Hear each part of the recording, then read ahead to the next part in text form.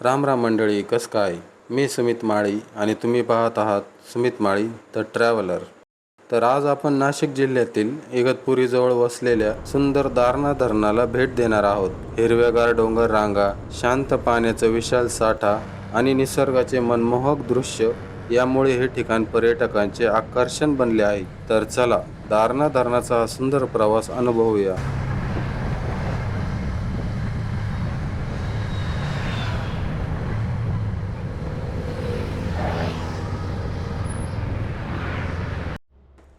दारणा धरण हे नाशिक जिल्ह्यातील इगतपुरी तालुक्यात दारणा नदीवर बांधलेले एक महत्त्वाचे धरण आहे. याचे वैशिष्ट्य म्हणजे हिरव्यागार डोंगरांनी वेढलेले सुंदर जलाशय. भेट देण्याचा उत्तम काळ म्हणजे पावसाळा आणि हिवाळा. याचे आकर्षण निसर्गरम्य दृश्ये, फोटोग्राफी, रोड ट्रिप आणि शांत वातावरण. नाशिकपासून अंदाजे 35 ते 40 किलोमीटर आहे. जवळचे railway station Igatpuri railway station.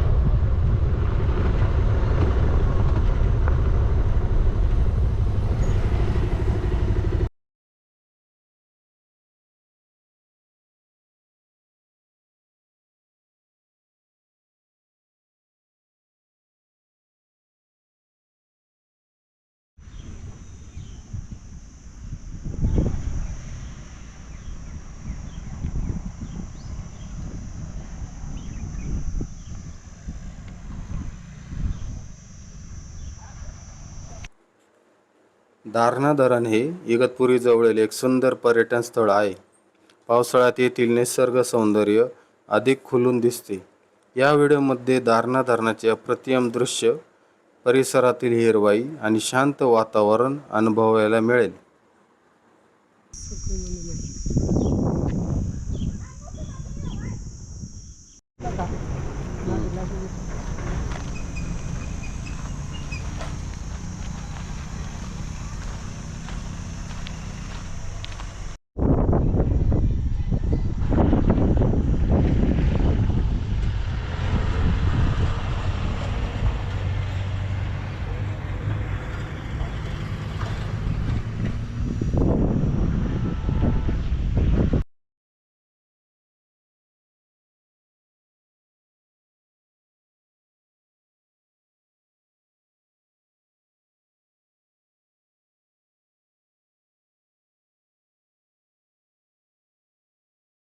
Darna धरणाची एकूण पाणीसाठा क्षमता सुमारे 226.87 दशलक्ष घनमीटर आहे.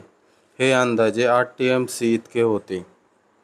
एकूण पाणीसाठा क्षमता 226.87 सुमारे 8 TMC. धरणाची उंची 28 मीटर आहे. लांबी 1634 मीटर. बांधकाम पूर्ण 1916 मध्ये झालं. त्याचा उपयोग पिण्याचे पाणी व सिंचन यासाठी होतो. तर नमस्कार मंडळी, तर आज आपण आलो आहोत दारणा धरणावर. तुम्ही बघू शकता आपल्यासोबत माझा मित्र आहे विलास. याच्यासोबत आपण दारणा धरणावर फिरायला आलेलो आहे. पावसाळ्यात आपण येणार आहोत. लवकरच तुम्हाला पावसाळ्यातले व्हिडिओही पाहायला भेटेल.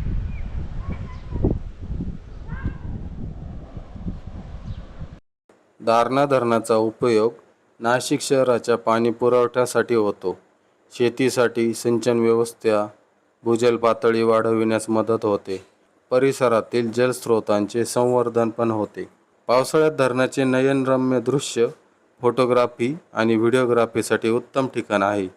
निसर्गप्रेमी आणि ट्रेकरसाठी आकर्षण. शांत वातावरणामुळे वीकेंड ट्रिपसाठी लोकप्रिय आहे.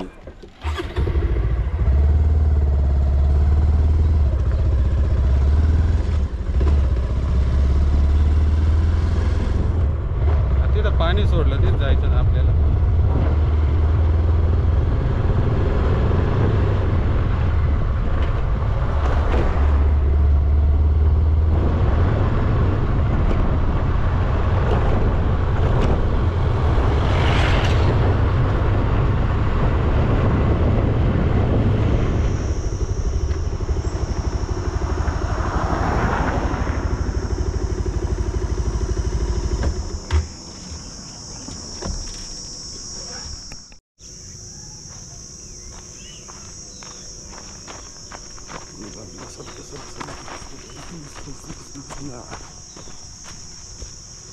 लय जात मध्ये काही काही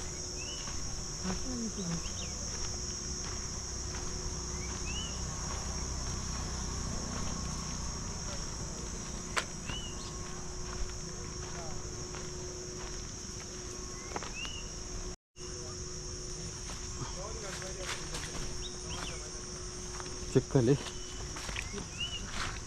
गेलं बुट गेलं बुट घालून आलं ड्युटीची.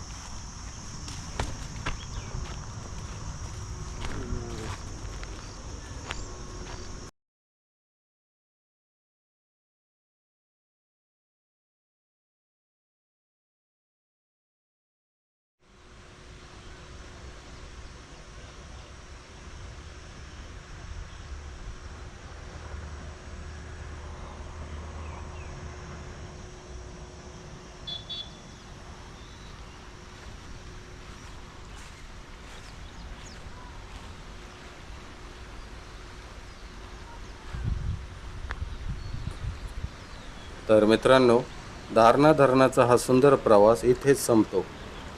सह्याद्रीच्या कुशीत वसलेले हे निसर्गरम्य ठिकाण, शांत वातावरण आणि अथांग जलाशय निश्चितच मनाला भुरळ घालणारे आहे.